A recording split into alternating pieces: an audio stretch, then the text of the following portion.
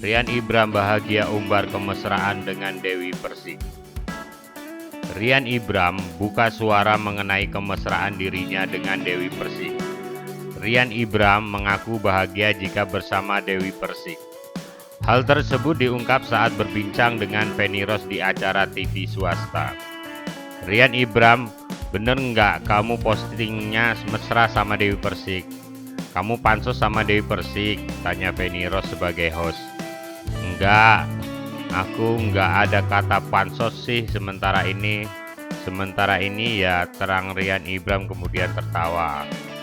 Tak dipungkiri bahwa banyak pengikut Rian Ibram dan Dewi Persik yang mendukung kedekatan mereka. Di sisi lain, Rian Ibram mengaku bahagia saat bersama dengan Dewi Persik.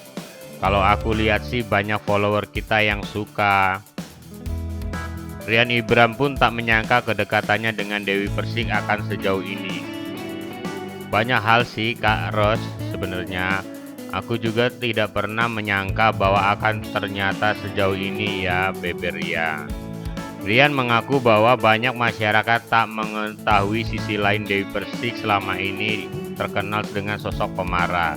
Tapi karena aku kerja sama dia setiap hari, aku tahu ternyata dia orang seperti ini seperti itu. Banyak hal yang orang nggak tahu.